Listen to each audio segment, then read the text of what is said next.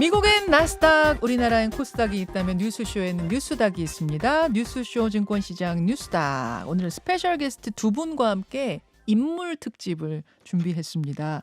국민의힘 김성태 전 의원, 민주당 안민석 의원 어서 오십시오. 예, 안녕하세요. 김성태입니다. 네, 안민석 의원입니다. 아니 그 이제 뉴스닥이란 코너가 그 주의 상한가 하한가를 고르는 요런 코너인데 오늘은 이제 스페셜로 지금 정치권에서 주목받고 있는 이목을 집중시키고 있는 인물들의 상한가 한가를 두 분과 함께 논해볼 거예요. 그런데 그 전에 두 분이 서로를 바라보시면서 존경하는 안민석 의원님.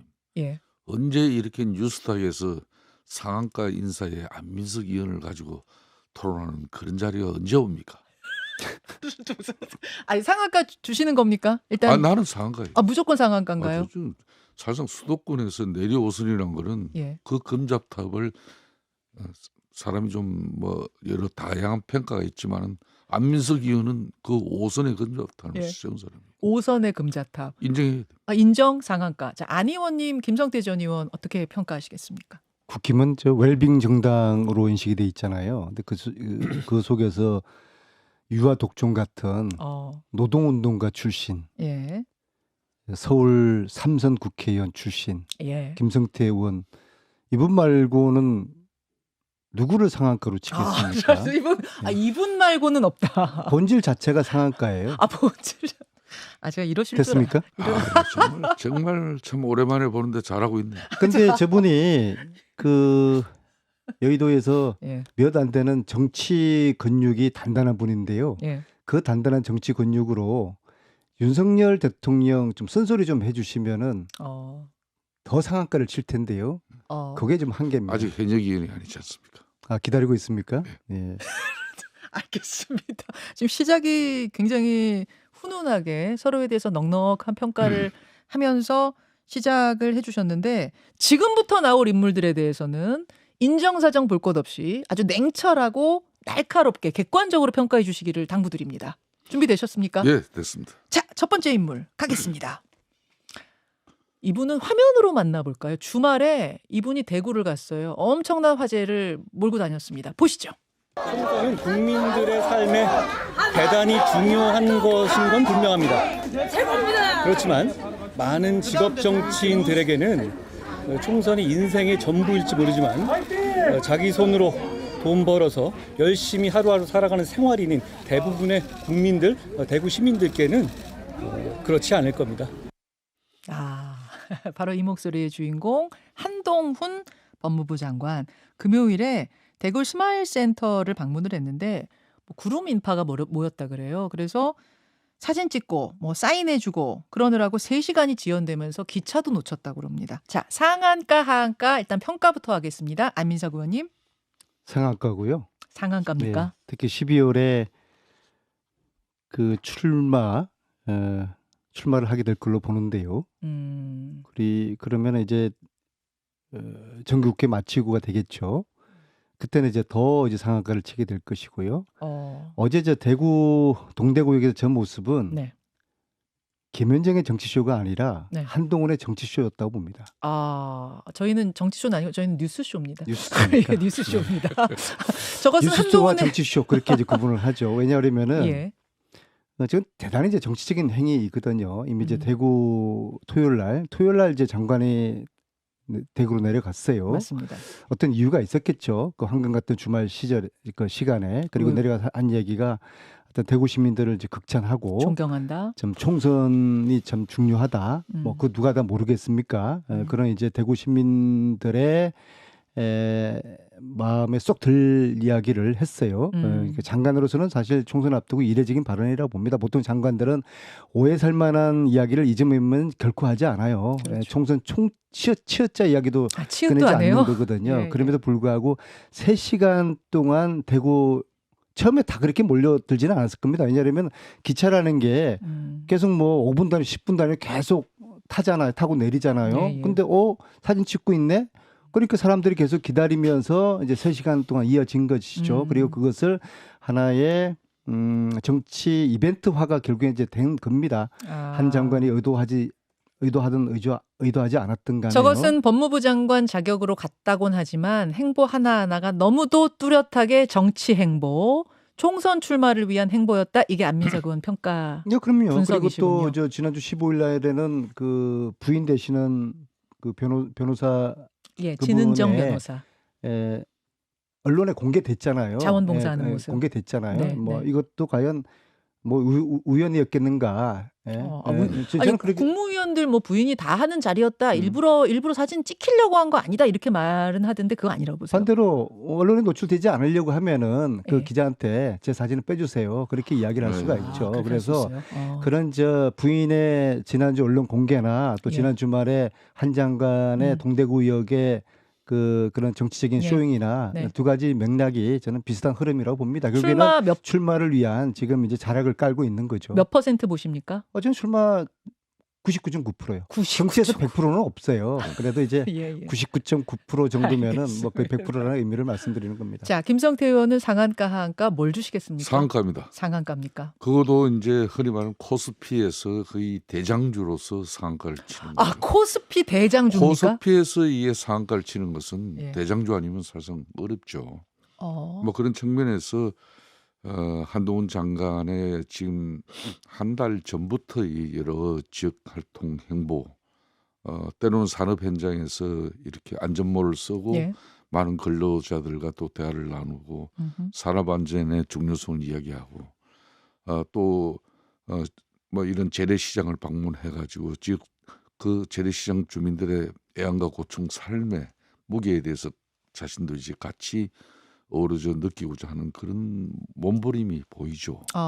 그렇기 때문에 지난주 이렇게 이제 대구를 방문한 것은 물론 이제 법무부 스마일 센터 개소식 뭐 공식적인 행사가 있었지만은 이 TK는 보수 진영의 성지이면서 정치인이라면은 누구든지 TK의 정치적 기반을 갖고 싶어합니다. 그만큼 이제 보수 진영에서는 이 공고한 기반을 그나마 여러 가지 예, 예. 우리 보수 진영의 정치적 위기가 올 때마다 예. 이 TK는 그래도 우리를 지켜주시고 보수의 심장. 때로는 채찍질을 들면서도 그래도 희망과 애정을 주신 지역이거든요. 그러니까 우리나라 오늘날 대한민국이 세계 10위 이런 경제 대국을 만든 네. 그 토대 기반을 박정희 대통령이 TK의 정치적 기반을 두고 시작한 거 아니겠습니까? 그다음에 전두환, 노태우, 뭐 MB, 박근혜 모든 분들이 예. 사실상 이 TK의 정치적 기반을 두고 시작한 겁니다. 그런 의미를 가지고 한동훈 장관도 간 거라고 그런 보세요. 측면에서 한동훈 장관이 단순히 이게 뭐 국회의원 스마일 센터? 배지 하나 달 것 같으면은 굳이 뭐 그런 의미를 두겠습니까? 이분은 분명히 이제 그 주변에 지금 여러 이제 멘토들이 예. 뭐 정치의 큰 미래를 이렇게 설계하고 또 그런 걸 또 지도하시는 그런 좋은 분들이 많은 것 같아요. 제가 볼 때는. 그래요. 아마도 한동훈 장관은 강서보궐선거 패배 이후에 예. 생각이 바뀌었을 거라고 봐요. 좀 더 느린 스텝으로 장관 이후에 뭐 총리도 될 수도 있고 직접 총선에 뛰어들 생각은 없었는데 워낙 강서보궐선거 이후에 위기감을 정권에서 느끼니까 한동훈 하면은 윤석열 대통령의 아바타이지 않습니까? 네. 이번 한동훈 장관의 대구 행보도 전혀 색다른 게 아니라 그 이전에 자락을 대통령이 저는 깔았다고 봅니다. 대통령이 최근에 두 번씩이나 대구를 방문하면서 어떤 TK에 대한 중요성, 정치적인 의미를 이제 부여하지 부여하고. 않았습니까? 그 자락 위에 또 한동훈 장관이 또 총선 준비를 위한 일종의 그 자락을 또 더 탄탄히 이제 깔았다고 보는데요. 그렇다고 그러면은 김성태 의원님의 말씀대로라고 그러면은 예. 한동훈 장관이 총선 출마하게 될 것이고 출마하게 되면은 그 지역은 네.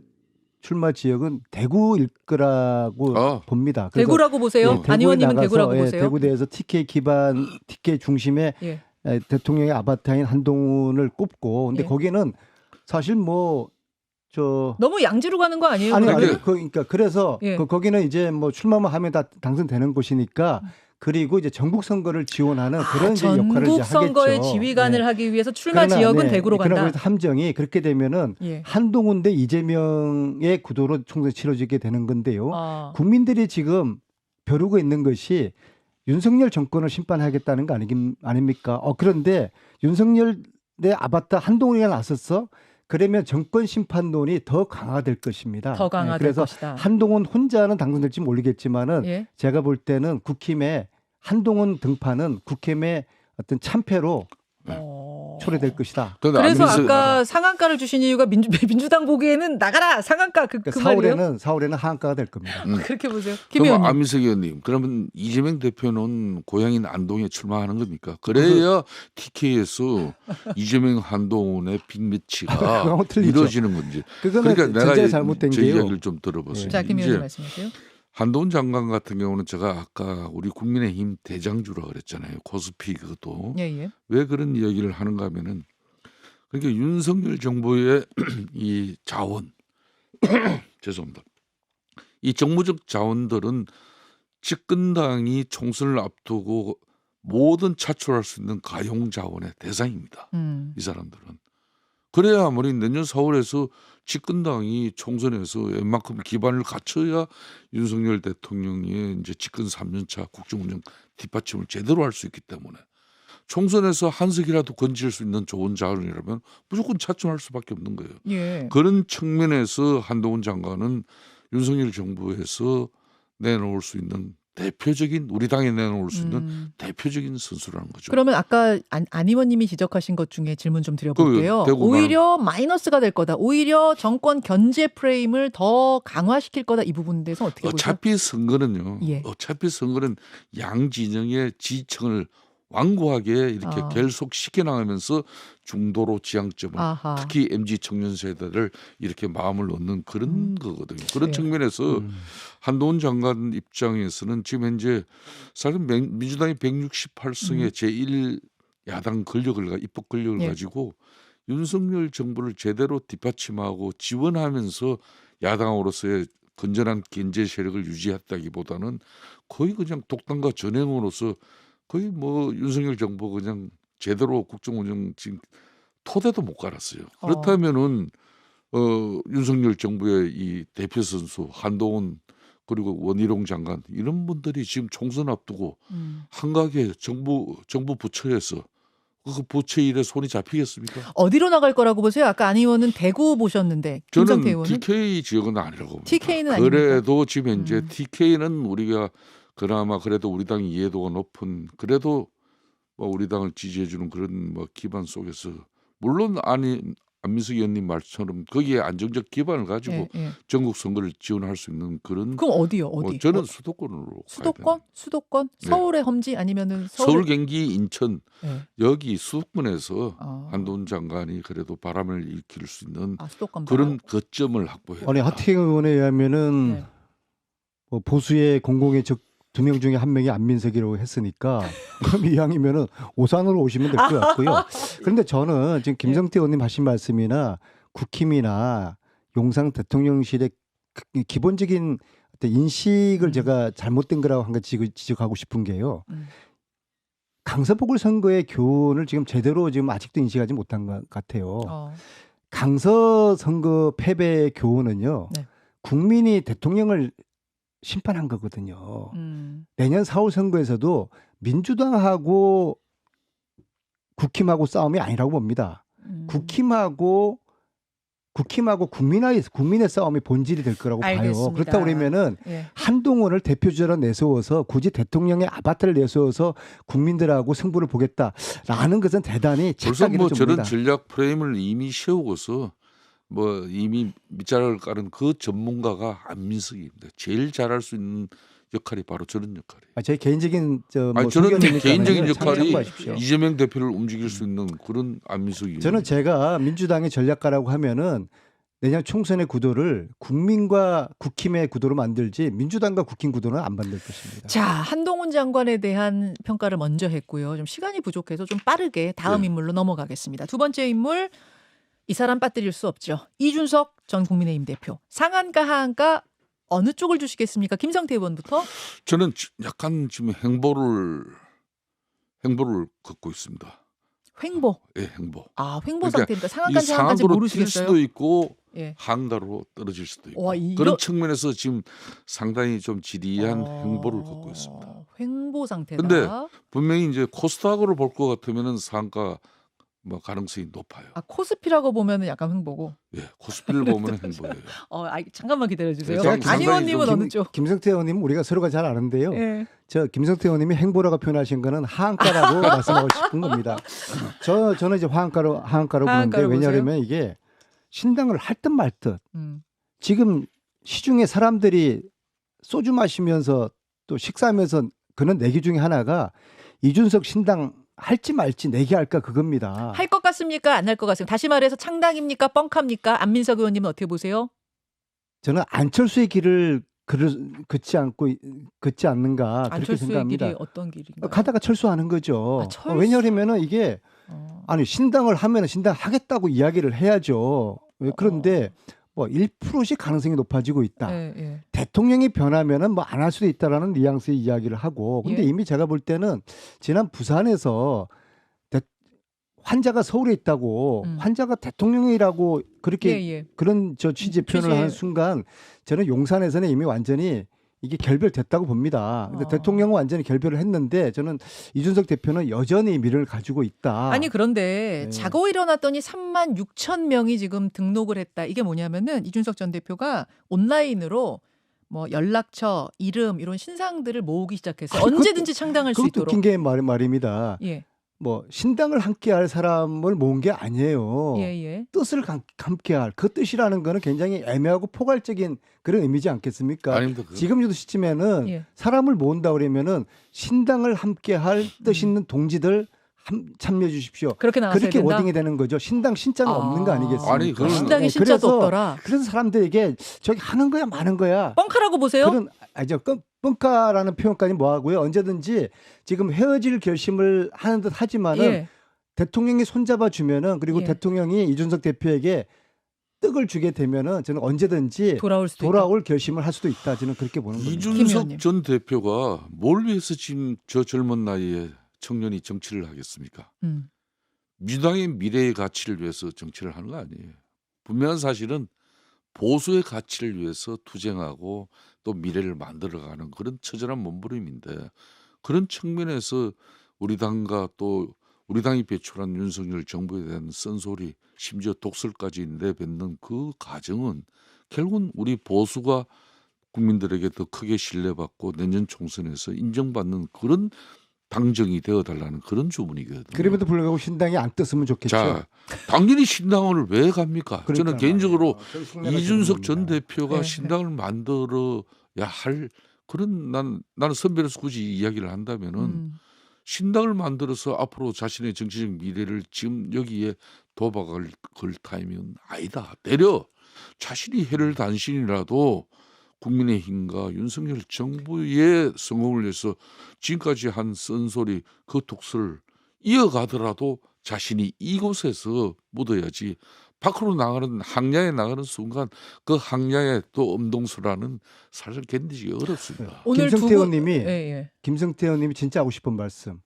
이준석 신당 막아주세요 대통령님. 이준석이가 신당 만들지 않도록 네. 윤핵관 정리해 주시고 그리고 이준석에게 공천 보장해 주시고 총선 지휘권 주십시오. 그러면 이제 이준석이가 안 나갈 이준석 것 같다. 대표가 그 정도 이미 대선 전에 한번 우리가 경험했잖아요. 대선에 전혀 관여하지 않겠다고 선언까지 했다가 막판에 대통령 후보하고 이준석 대표하고 껴안으면서 화해했지 않습니까? 자, 근데 그럼 이미 제가 그런 경험이 있는 거예요. 두 분이 비슷한 의견이신 것 같아서 제가 이준석 전 대표 측의 주장을 좀 대신 전달해 보자면 아니 그때하고는 전혀 상황이 다르다. 지금은 뭐 대표를 뭐 쫓겨나는 듯이 내가 억울하게 이런 상황을 당했고 지금에 와서 신당 창당한다고 해놓고선 쓱 손잡고 들어가면 정치적으로도 이거는 끝나는 거다. 상황 그때와는 전혀 다르다. 이렇게 얘기할 수 있을 것 근데 같거든요. 보세요. 이준석 대표의 그 이야기를 보면은 예. 진짜 아픈 급소는 빠져 있어요. 대통령에 거요? 대한 공격. 지금 가령 박정훈 대령 이거 예, 다시 예. 복귀시켜라든지 예. 홍범도 장군 흉상 철거하지 마라. 예. 이런 식의 이야기들은 일반적인 국민들 목소리하고 하고 별 차이가 없어요. 그럼 근데 급소라면 핵심적으로 어떤 이야기? 김건희 여사의 문제 있잖아요. 그다음에 최은순 장모 대통령 장모가 지금 사기죄로 지금 구속 실형을 받은 거 아닙니까? 예. 이런 문제라든지 특히 한동훈 장관의 그 인사금증 문제라든지 예. 그런 뼈아픈 대부분 피해가요. 아니, 뼈를 뭐 남겨둔 거다. 대통령 때리는 것도 살살 때리는 거. 그래서 이거 약속 때리는 하는 거 아닌가라는 자, 의구심까지 드는 거죠. 안민석 의원께서 또 이준석 대표 나름 청년 정치를 표방하고 보수의 이런 큰 변화와 혁신을 통한 국민적 희망과 미래를 만들어 보자고 하는 그 목소리에다가 저는 분명히 선동의 입장을 이렇게 조장해 주는 거예요. 아 그래요? 이준석 대표가 뭐 그 이야기 들을 일도 없지만은 뭐 지금까지 이준석 대표의 저런 쓴소리 독설은 사실상 우리 당으로서는 감나기 어려울 정도지만은 그래도 감내를 하고 있지 않습니까? 즉 그 말은 아직 희망이 있는 우리 그래도 보수 진영에서는 몇 안 되는 다음에 이런 희망줄을 가지고 있어야 되는 건데 그 희망줄을 우리 당이 분지를 벌 이유는 없는 것이죠. 자 정리하겠습니다. 그러니까 두 분 다 신당을 못 만들 것이다. 안 만들었으면 좋겠다. 이런 일단은 신당이 없었으면 좋겠다라는 입장이신 것 같은데 이준석 대표를 바라보는 시각은 조금씩 다르시네요. 예, 조금 더 애정을 가지고 돌아왔으면 좋겠다라는 것과 그렇게 갖고는 신당이고 뭐고 안 된다라는 그러니까 안민석이 행동의 시간을 놓치지 않아야 되는 거죠. 안민석이 의원께서도 정리를 해주려면은 우리 김영정 앵커처럼 이렇게 정리를 해요. 아니 그러니까 신당을 한다 만다 그렇게 이야기를 해야 되는 것이죠. 행동은 하지 않고 할 듯 말 듯한 그런 행보에 대한 국민적 의구심이 있다는 겁니다. 알겠습니다. 자 일단 여기까지 하고요. 지금 본방송 시간이 한 2분 정도 남았는데 2분까지만 한 다음에 두 분 혹시 5분 정도 시간이 괜찮으시면 유튜브로 조금 더 이어가도 괜찮을까요? 50분도 괜찮습니다. 알겠습니다. 되는 데까지 해보겠습니다. 이낙연 전 대표로 갑니다. 이낙연 전 대표.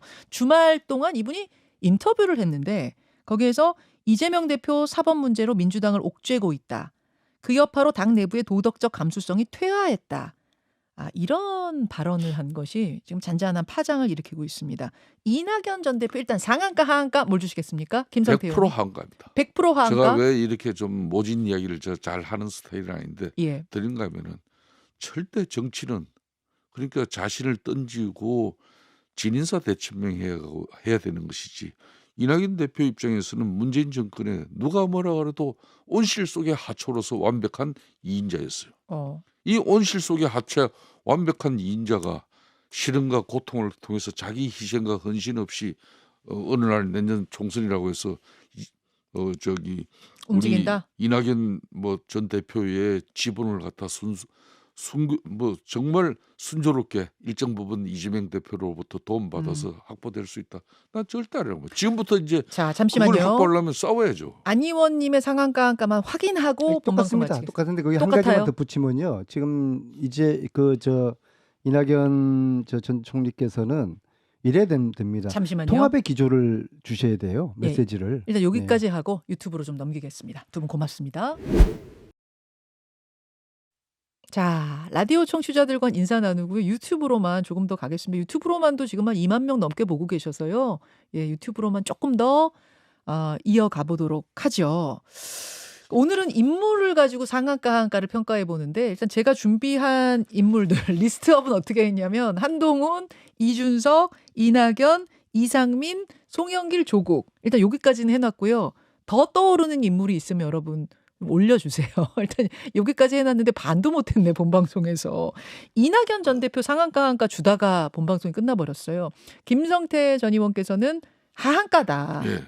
그분의 행보를 봤을 때는 설 자리가 없을 것이다. 지금 그런 말씀이신 그렇습니다. 거예요? 제가 조금 전에도 이야기를 했습니다마는 문재인 정부의 완벽한 2인자예요. 그것도 문재인 대통령께서 상당히 총애도 했고 또 권력 서열상도 국무총리를 상당히 장수 국무총리를 하면서 일정 부분 체인 총리로서 권한도 부여를 했었어요. 그렇기 때문에 거의 완벽하게 자기는 순조로운 지금 현재 온실 속의 하초로 이분이 민주당에 기여를 했기 때문에 집권당의 총리로 당대표로 기여하는 거는 그건 대체로 큰 무리 없이 정치인이면 다 할 수 있는 거예요. 그런데 민주당은 지금 야당이 있지 않습니까? 야당이라면 누가 뭐라 그래도 첫 번째도 아무래도 상대당인 우리 국민의힘과 또 윤석열 정부에 대한 투쟁력을 민주당 입장에서는 제일 우선해서 평가할 건데 야성. 야성이죠. 그 야성에 이낙연 대표가 어떤 역할을 했습니까? 그러니까 이제 지금은 이제 다음 대선을 위해서는 내년 총선에서 일정 부분 역할을 해야 자기의 되는데. 지지 기반을 가지고 있지 그렇죠. 않으면 어렵습니다. 그런 그렇죠. 측면에서 이제는 도박을 해야 되는 거예요. 거기서 질문 잠깐. 그러니까 많은 분들이 잘 이해 못 하시더라고요. 대선 그다음 대선 나오기 위해서 총선에서 자기 지지하는 사람들을 많이 의원으로 당선시키는 게 그게 뭐가 그렇게 중요해요? 이러는데 상당히 중요한 거라면서요. 그러면 그게. 정치를 하면서 예. 대선 후보자가 되려고 하면은 예. 전에는 이런 말이 있었어요. 대통령 되면 국회의원 쪽수 많이 손에 쥐고 있으면 그 사람 대통령이 된다는 거예요. 그랬을 정도. 그럴 정도이기 때문에 그럴 정도예요. 총선에서 자기 사람. 다음에 자기 기반을 갖추지 못하면은 그렇죠. 사실상 이거는 어려워요. 민주당 총선 다음 대선. 싸움은 대선 싸움이다. 그렇습니다. 그런 측면에서 본다면 이낙연 전 대표가 분명히 이번에 보폭을 넓히면서 움직여야 하는데 쉽지 않을 것이다. 제가 볼 때는 민주당 내에서 이재명 대표가 일정 부분 민주당의 하악과 또 단계를 통해서 내년 뭐 국민의힘과 윤석열 정부를 갖다 견제하자 앉아 이렇게 내걸지만은 내용적으로는 지분을 줘야 돼요. 그 지분을 주면서까지 당내 하악과 단계를 호소할 것인가. 저는 그걸 관심 있게 지켜보는데 지금 현재 상황까지는 쉽지 않아요. 쉽지 않다. 윤영찬 의원을 비롯한 비명계 의원 대려 고사당하죠. 이대로 놔두면 찍소리 한 번 못하고 그냥 갑니다.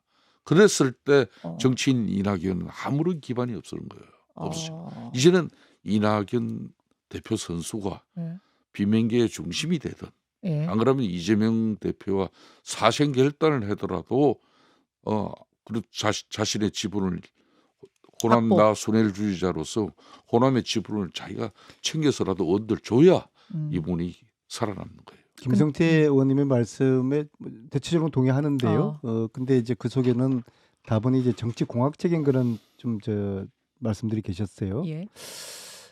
저는 이낙연 대표가 향후에 예. 정치 공간을 만들기 위해서는 핵심적으로 민주당의 통합 메시지를 띄워야 된다고 생각합니다. 그분이 이제 당의 어른으로서 또 문재인 정권의 어떤 2인자로서 예. 역할을 하신 분이 이번 총선에서 윤석열 정권을 심판하기 위해서 민주당이 이재명 중심으로 당원과 함께 똘똘 뭉쳐서 정권을 심판합시다.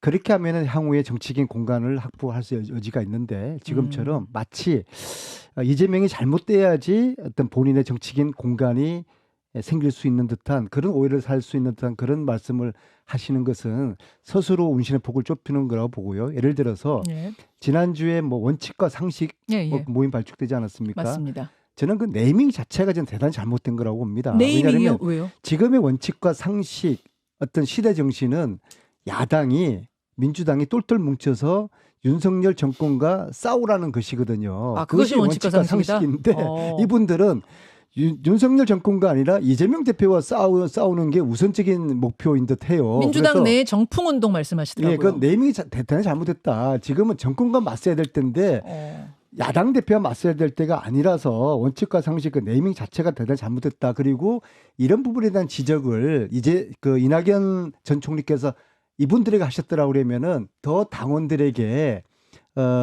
공감을 얻을 수 있었을 거라고 보고요. 정치라는 거는 아무리 본인이 올바른 주장을 하더라도 공감을 얻지 못하면은 성공할 수 없는 거예요. 특히 이낙연 대표님의 말씀이나 행보가 호남의 지지를 얻지 못하면은 이거는 사상 누각이 돼버리는 지금 겁니다. 호남 분위기는 어떤가요? 어떻게 알고 계세요? 대선 이후에 이낙연 대표의 호남의 어떤 기반은 거의 지금 괴멸 수준에 있다고 저는 보아지는 거거든요. 네네. 그렇기 때문에 이 호남을 기반으로 하는 이 지지세를 회복을 하셔야 된다. 그러기 위해 가지고는 윤석열 정권과 맞서자, 똘똘 뭉치자 그런 통합 기조를 통합 내시고, 메시지로 가야 된다. 그리고 원칙과 상식이나 이런 모임에 대해서도 일정 정도 거리를 두시는 게 본인의 이후의 정치적 행보를 위해서도 더 공간을 확보할 수 있는 그런 스탠스다. 저는 이제 그렇게 근데 질문이 하나 이제 들어가자면 아까 김성태 의원 말씀하신 것처럼 다음 대선을 바라보려면 자기 세력이 이번 총선에 많이 붙어야 되는데 속된 말로 해서 붙어야 되는데 통합하고 이재명 대표 위주로 갑시다 이렇게 하면 자기 세력이란 걸 어떻게 이번 총선에 좀 그러니까 그런 이제 당선시킬 수 김성태 있겠네요. 의원님의 말씀이 제가 볼 때는 그게 이제 정치 공학적인 해석이라는 네, 거예요. 의원들의 수보다 더 중요한 거는 민심을 얻는 거예요. 그렇죠? 지금 뭐 가령 뭐 신당 같은 경우에도 예. 그 신당이 뭐 비명 신당이든 이주 신당이든 예. 민심이 배를 띄워주지 않는데 어떻게 이게 성공을 하겠어요? 예, 그래서 본인 계보의 의원들을 당선을 많이 시키는 것도 중요하겠지만은 그 아주 부정하는 건 아닙니다. 그보다 네, 더 네. 중요한 것은 그러한 절차적인 과정에서 헌신하고 희생하고 결단하고 하면서 국민적인 공감과 감동을 얻어낼 수 있는 그런 정치 지도자로서의 리더십 그런 게 저는 더 중요하다고 생각합니다. 안민석 의원께서 지금 저렇게 이제 상당히 좀 뭐 공자님 같은 말씀인데 사실 총선은요 예. 가장 정치 공학적인 그런 계산이 첨예하고 정확하게 반영되지 않으면은 쉽게 흔히 말하면 수가 틀어져 버리면은 항상 신당을 차리고 또 뭐 이런 이합집산이라는 소리를 듣더라도 해체 모여가 이루어지고 이런 거거든요. 가장 예. 그 그 가장 정치 공학의 최첨단에 서 있는 게 총선이에요. 총선입니다. 여기서 그러니까 총선에서 정치 공학적 그런 뭐 계산이 반영되지 않은 그런 정치인은 미래가 없는 거예요. 쉽게 어허. 말하면 그런 측면에서 제가 하나 예를 들어드리면 2006년 박근혜 당시 우리 당의 당 대표를 할 네. 시절인데 그때 핵심위 위원장을 삼선의 홍준표 지금 대구시장을 그때 맞아요. 참 이 까탈스러운 분이에요. 그렇죠. 그런데도 저 박근혜 당시 당 대표 주변 사람들이 다 말겠어요. 다 말렸어요. 그런데도 시켰어요. 아니나 다를까? 네. 그때만 해도 당권 대권 분리가 없었어요. 예, 당권을 진 사람이 대권을 도전하면 그대로 그냥 쭉 그렇죠. 따라갈 수밖에 없는데 그 당권 대권 분리를 홍준표 당시 핵심위 위원장이 들고 나왔거든요. 맞아요. 그래서 당시 뭐 김무성 사무총장이다 해가지고 허리만 당 대표 주변 핵심들이 다 이거 부결시키고 그걸 뭉개려고 했는데 그걸 박근혜 당시 당 대표가 마지막에 전격적으로 수용해. 수용했죠. 그래서 다음에 당 대통령이 돼요, 이 사람이. 제가 드리는 이야기는 총선이라는 것을 가지고 있는 권력과 권한을 기득권을 내려놓는 싸움이에요. 이걸 내려놓으면 이기는데 지금 이재명 대표 입장에서 그 제1 야당의 그런 당수로 당대표로서의 권한과 그리고 기득권 그 기반을 이낙연 전 대표에게 조금이라도 막 이렇게 인정해주고 그러면 이분 다음에 분명히 성공합니다. 제가 좀 반론을 좀 드리겠습니다. 그런데 그게 어려워요. 정치공학 필요하죠. 예, 예. 그러나 그거보다 더 중요한 게 있고 정치공학이 다가 아니라는 말씀을 드리는 겁니다. 지금 현재 왜 그 여권 내에서 혼란이 있습니까? 왜 이준석 대표가 신당 만들려고 하겠습니까? 뭡니까? 대통령이 자기의 세력을 자기에 충성하는 사람들을 총선에 이 지역구에 출마시키려고 하는 그거로부터 모든 문제가 생기는 거 아니겠습니까? 그러니까 김승태 의원님의 말씀대로 하자면 자기의 세력을 총선을 통해 가지고 확보를 하는 것이죠. 근데 문제는 여기에 대해서 국민적인 호응이나 공감대, 감동이 있어야 된다는 겁니다. 근데 국민적인 지지와 성원 없이 그냥 일방적으로 무리하게 자기 세력을 꽂으려고 하는 그런 행위는 오히려 민심에 반발을 사게 되는 것이거든요. 알겠습니다. 무슨 말씀이신지 알겠어요. 두 분 다 나름대로 일리가 있는 말씀이에요. 일리가 있는 말씀인데 살짝 바라보는 각도만 다른 건데 여기서 약간 꼬리 질문을 드리고 가겠습니다. 원칙과 상식 4명의 의원들 자신들을 이제 혁신파로 불러달라 이렇게 말씀하셨어요. 대부분은 이제 비명계 이렇게 부릅니다만 혁신파로 불러달라 하는 4분이 원칙과 상식을 출범시켰는데 이분들의 미래는 어떻게 될 거냐. 이거는 당 밖에 계시는 김성태 전 의원의 시각으로 좀 듣고 싶어요. 예, 아무래도 제가 보는 잘 되기를 시각이 바라겠죠. 그게 예? 잘 되기를 되길 바라겠죠. 바란다는. 김성태 의원님. 자, 좀 객관적으로 봐주세요. 예. 이제 뭐 총선을 앞두고 어느 정당이든 주류 비주류 당 대표 중심의 이제 뭐 그런 주류와 비주류들에 대한 이 역할과 또 총선의 어떤 그런 균형성을 어떻게 갖추느냐가 보통 잘된 공천이냐 잘못된 공천이냐 그 결과가 공천 때문에 선거 망쳤다 안 망쳤다 이렇게 답이 나오는 거예요. 맞아요. 예. 그렇기 때문에 이제 이재명 대표 입장에서는 이 4인방뿐만 아니라 이상민 의원의 네. 처리 문제를 갖다 우리 국민들도 지켜보고 예. 많은 민주당 당원들도 지켜보는 거거든요. 어허. 저걸 합리적으로 상식적으로 이재명 대표가 누가 봐도 자신의 기득권과 주변의 핵심 측근 개딸들 다 설득 이해시키면서 그 사람들 껴안고 가면 대단히 큰 정치인으로 앞으로 성공합니다. 그 원칙과 상식을 어떤 식으로 관리하느냐가 굉장히 중요한 그렇습니다. 키포인트가 될 것이다. 그렇습니다. 그거는 그분들을 껴안고 가려면은 자기의 핵심적인 지청으로부터 상당한 곤혹스러움을 당할 겁니다. 예.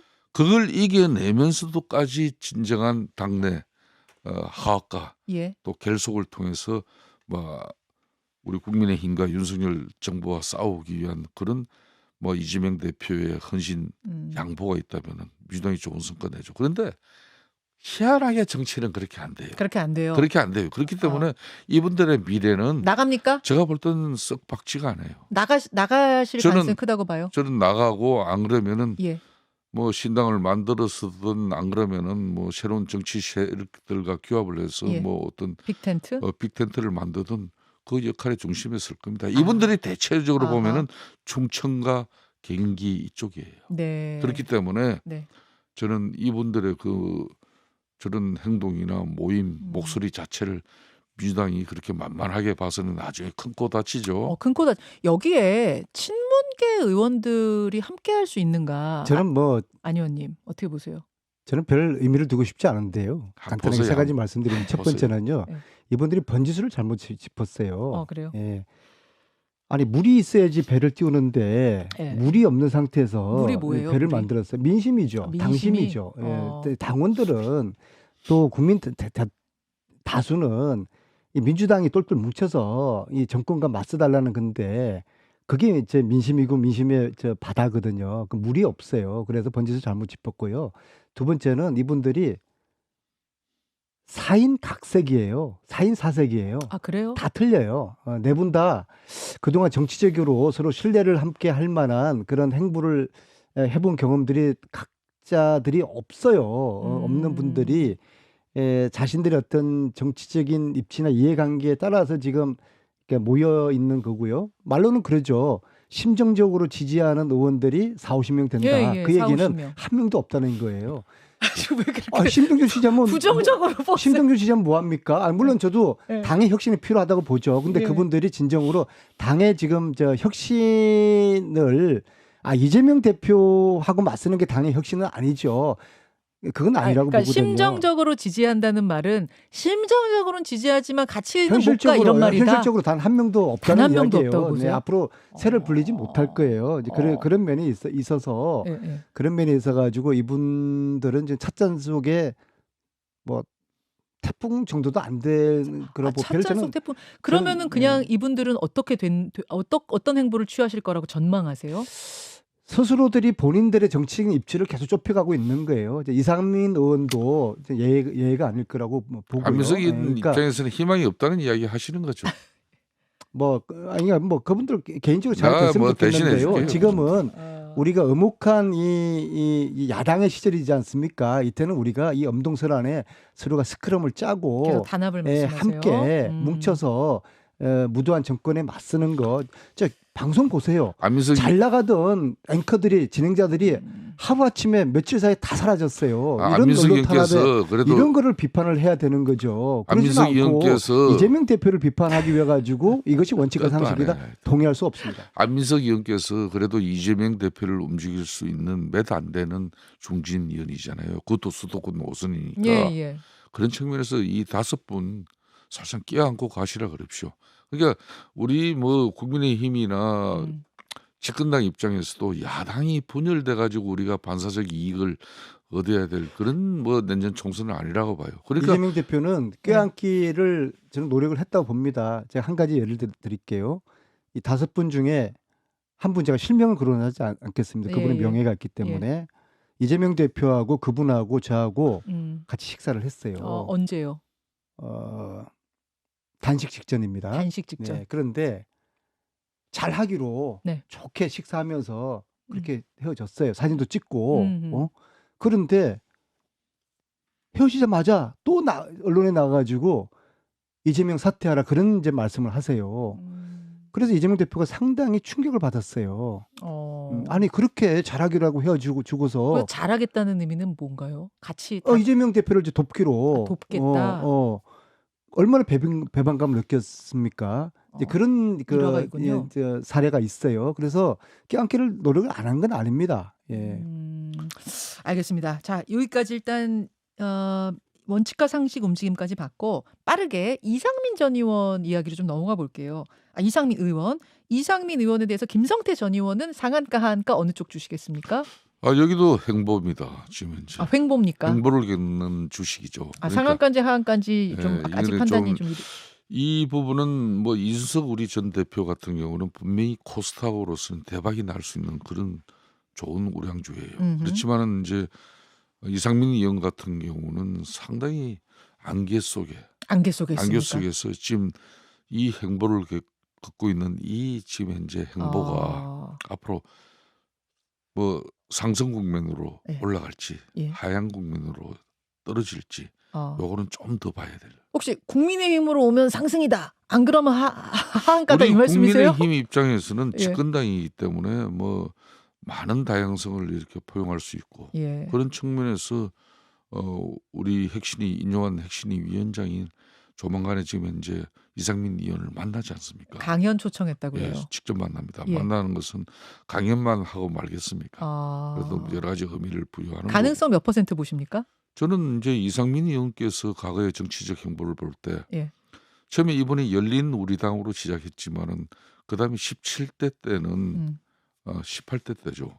이때는 이제 자유선진당으로 가요. 그때 열린 우리당이 이제 자유선진당으로 가서 충청권에서 대성공을 하고 그 다음에 다시 이분들이 거의 우리당가 그러니까 과거 한나라당가 이렇게 갔는데. 합류가 됐는데 이분만 다시 민주당으로 가요. 가셨죠. 그런 전력을 본다 그러면은 저는 이분은 신당 쪽으로는 크게 저는 무게를 개인적으로 두지 않고 있습니다.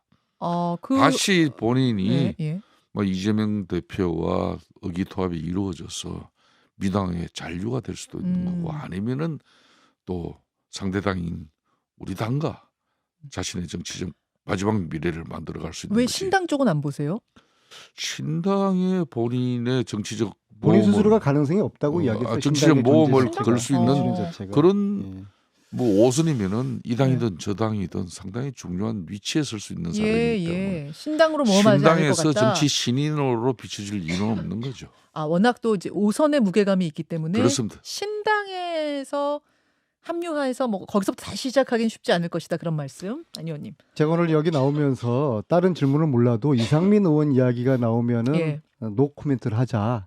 김영준 앵커에게 엮이지 말자. 그런 이제 다짐을 하고 나왔는데 왜냐하면은 왜요? 정치가 이제 사람이 하는 거 아닙니까? 이제 공자왈 세상의 중심에는 사람이고 정치는 사람이 하는 것이다라는 이야기를 하지 않았습니까? 이상민 의원하고 저는 지난 20년 동안 오랫동안 같은 당의 정치를 하면서 인간적인 그런 관계가 있어요. 과거에는 굉장히 친했는데요. 최근에는 뭐 서로 소통이 없는데요. 그렇기 때문에 제가 이상민 의원에 대해 가지고 좋은 이야기를 하겠습니까? 그래서 여기 대한 노코멘트 하자라고 제가 생각하고 있다는 말씀드리고요. 단 한 가지 말씀드리고 싶은 것은 윤석열 정권과 싸워라. 윤석열 대통령과 맞서라. 이재명 대표와 싸우지 마라. 이 말씀을 드리고 싶고요. 이 원칙을 본인이 흐트리는 바람에 스스로가 정치적인 입지가 상당히 좁혀지고 지금 변호사님 말씀은 국힘에서 받을 수도 있다는 그런 뉘앙스를 말씀하지 않습니까? 어찌해서 이상민 의원께서 이 지경이 되었는가? 그건 스스로 자업자득이라고 봅니다. 근데 지금이라도 정치는 항상 생물이지 않습니까? 지금이라도 총구를 이재명이 아닌 윤석열 대통령을 향해서 총구를 겨누시라. 그 충원을 마지막으로 드리고 싶습니다. 이상민 의원 저희 출연 많이 하셨지만 나올 때마다 정부를 향해서 쓴소리 많이 하셨어요. 그러니까 이재명 대표에 대한 비판도 있었지만 윤석열 대통령이나 정부 비판도 엄청 세게 하셨어요. 8대2죠. 8대2. 그러니까 김현정 앵커님, 이상민 의원이 어떤 사람인가 하면요. 작년에 이제 쉽게 말하면 대선을 실패하고 난 이후에 3월 12일인가 그럴 거예요 아마. 저 상당히 그날도 잊어버리지 않고 있는 게 문재인 대통령 면전에서 이명박 전 대통령을 사면시키려고 이야기하는 사람이에요. 그럴 정도로 자기 자신의 정치적 소신과 의지는 확고한 사람이에요. 그렇기 때문에 지금 뭐 과거에 문재인 대통령과 가깝고 지금 이재명 대표하고는 뭐 나를 세울 수밖에 없는 그런 뭐 정치적 악연이 있기 때문에 그런 사람이에요. 평생을 그렇게 사는 사람이에요. 이런 그렇게 예, 예. 그렇게 이해하면서 민주당이 예. 폭넓게 생각하면 좋은데 제가 너무 공자 같은 오늘 이야기 안 해요. 아니 혹시 정치에서 이런 질문이 들어왔어요. 네. 민주당 강성 지지층이 음. 이상민 의원은 좀 배제하고 가라고 오히려 그걸 원하고 있는 것은 아니냐? 이런 질문 어떻게 보세요? 아니 지금의 시대 정신 대의 명분이 윤석열 정권과 맞서는 건데 거기에 대해서는 관대하고 이재명에 대해서는 혹독하니까 그런 이야기를 하는 것이고요. 자 보십시오. 정치에서 가장 쉬운 게 뭔지 아세요? 어떤 건가요? 이쪽도 나무라고 저쪽도 나무라는 거예요. 소위 말하는 박쥐 정치가 하기가 가장 쉬워요. 그러나 어. 박쥐 정치가 가장 나쁜 정치입니다. 음. 아니 이재명도 때리고 윤석열도 때리고 그거 누가 못하겠어요. 근데 둘 다 마음에 안 들고 잘못할 땐 둘 다 때리는 게 맞지 않아요? 만약 그분이 그렇게 생각한다면 평론가는 그렇게 할 수 있어요. 평론가는 할 수 있다. 이상민 의원은 정치인은 민주당 아니다. 국회의원이에요. 아. 그럼 민주당 국회의원으로서 민주당 당원들이 바라는 그게 그 물 위에 띄워져 있는 배거든요. 평론가, 언론인과 평론가가 아니죠. 우리 정치인은 정치인이죠. 다르다 그 말씀. 그럼 정당과 기조를 같이 해야 된다 이제 그런 말씀으로. 그게 정당의 알겠습니다. 사명이죠. 안 그러면 탈당을 해야죠. 그런 면에서 볼 때는 이상민 의원이 더 이상 같이 가기는 좀 어렵지 그럼요. 않겠느냐. 그럼 지역에서 당원들이 예. 지금 지역의 당원들이 예. 이상민 나 이야기 안 하려고 했는데 그만하세요. 이상민 의원의 지역구에서 시의원들이 예. 당론과 다른 이야기를 하면은 그걸 근데- 어떻게 그럼 지역위원장으로 통제하겠어요? 알겠습니다. 예, 당이라는 건 무섭고 어려운 거예요. 예. 김 제가 의원. 한 말씀만 더 보태면은 예. 이재명 대표와 이제 안민석 의원께서 이재명 대표 단식 이전에 흔히 말하는 비명계의 지금 이분들도 만나고 했는데 그 뒤에 또 한 말이 다르더라 이런 건데 서로 불신이 있는 게 흔히 말하는 지금 민주당 비명계 의원들 지역구에는 다 지금 대항마를 지금 세우고 있어요.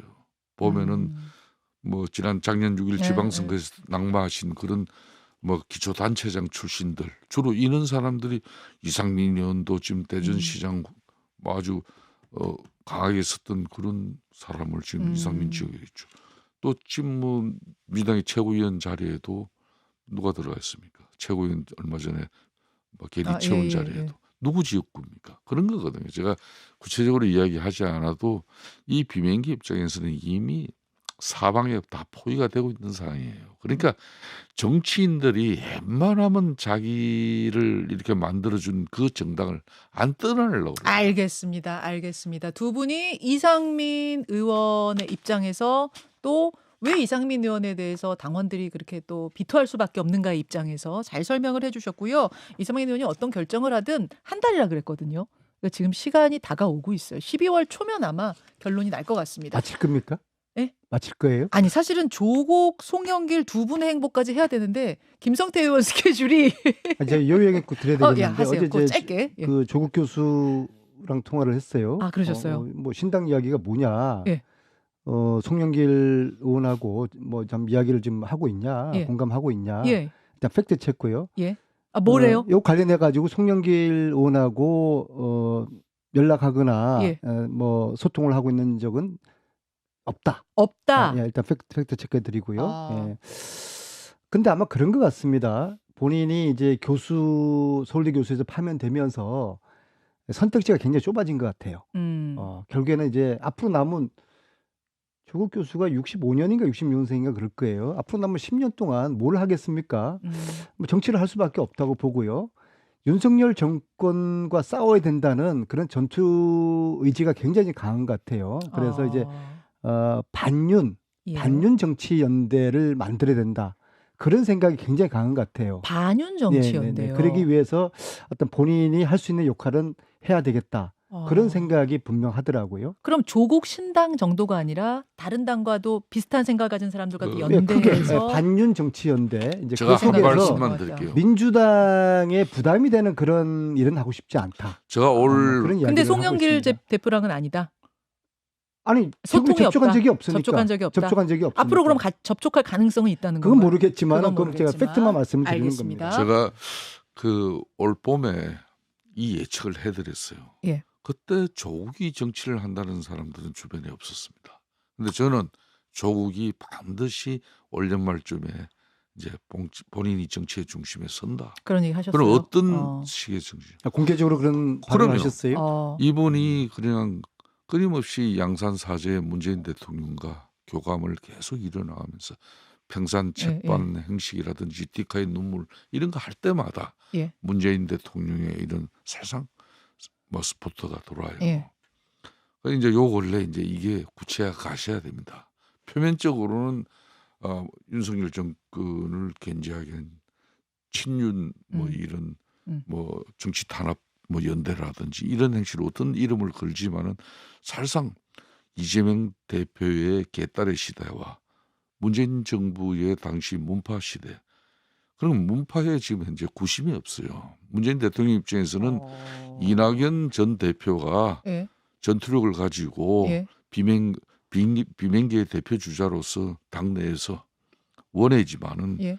이재명 대표를 견제하고 싸우면서 이렇게 각을 세워주길 바랬는데 이낙연 대표는 그게 내가 안 볼 때는 되니까. 타이밍 시간을 다 놓쳤어요. 이분은. 그래서 조국 전 장관이 그러면은 이른바 문파의 중심입니다. 구심점으로 그렇습니다. 이게 이제 또 우뚝 설 그 것이다. 기폭제가 하나 있어요. 뭐요? 그게 뭔가 하면은 지금 여야 간에 예. 선거구제 개편 이 협상이 예. 정개특위에서 합의가 이루어지지 않으면 예.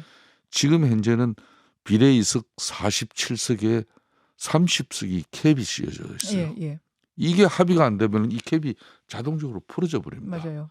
그러면은 쉽게 말하는 이준석 신당이나 음흠. 조국 송영길 신당이 네. 여기에 해당하는 겁니다. 그렇죠. 그렇기 때문에 지금 이제 우리 국힘의 입장에서는 뭐 애초부터 정당 득표율만큼 이런 비례 의석도 가지자 백립행을 주장하잖아요. 예, 그죠? 예. 과거로 근데 돌아가자. 그렇지. 그런 측면에서 아마 민주당의 이재명 대표가 과거로 돌아가는 쪽을 나는 선택할 것이다. 통권 결심을 할 수가 있어요. 왜냐하면은 이 백립행은 당에서 예. 거의 완벽하게 당권의 의지가 반영이 될 수 있는 그게 그런 조국 전 장관 견제용 카드가 될 것이다. 그렇게 보신단 말씀이에요? 지금 이제 아마 이재명 대표 핵심 측근의 안민석 의원을 비롯한 많은 분들이 깊은 고민에 빠졌을 겁니다. 어떤 고민이요? 바로 이 지금 연동형 비례제 문제 때문에.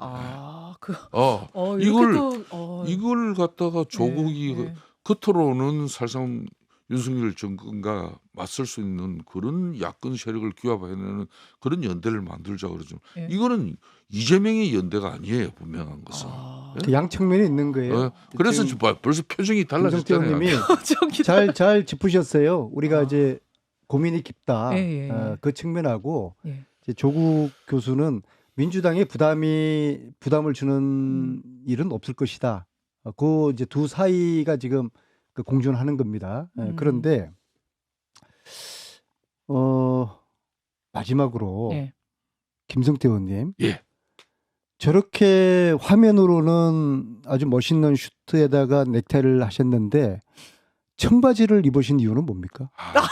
갑자기 왜 의상 지적을 하고 그러세요? 사실은 이제 또 이거 맞추고 나면 또 지역에 가서는 또 뭐 이 양복 넥타이 이것도 바로 입은 나가는 순간 풀어야 되고. 행사 또 가세요? 뭐 지역에 그냥 움직이려면은 편한 복종이죠. 이해해 주십시오. 아주 어색한 드레스 코드입니다. 의상 지적을 하시면서 마무리는 가볍게. 안민석 의원처럼 저렇게 넥타이를 매려면 아래 위 정장이 돼야 그게 맞는 거죠. 그러니까 좀 이해를 해주세요. 또 청바지도 나름대로 멋있어요. 나는 오늘 넥타이를 안 매려고 했는데 안민석 의원이 정장을 입고 넥타이를 제처가 제가 이렇게 슈트를 입는 것을 가장 좋아해요. 저는 별로 아내 사랑으로 불편하지만은 제 처를 위해서 가능한 한 이렇게 슈트를 입고 다닙니다. 사랑꾼의 면모를 또 마지막으로 이렇게 두 분 사랑꾼은 맞아요. 사랑꾼의 면모. 자, 화면 보시면서 또 바쁘셔도 인사하셔야죠. 이렇게 손은 좀 한번 흔들어 주십시오. 두 분 다음에 또 뵙겠습니다. 오늘 고맙습니다. 감사합니다. 얼른 가세요. 지금 시간 바쁘시죠? 고맙습니다. 김현정의 뉴스쇼는 시청자 여러분의 참여를 기다립니다. 구독과 좋아요, 댓글 잊지 않으셨죠? 알림 설정을 해두시면 평일 아침 7시 20분 실시간 라이브도 참여하실 수 있습니다.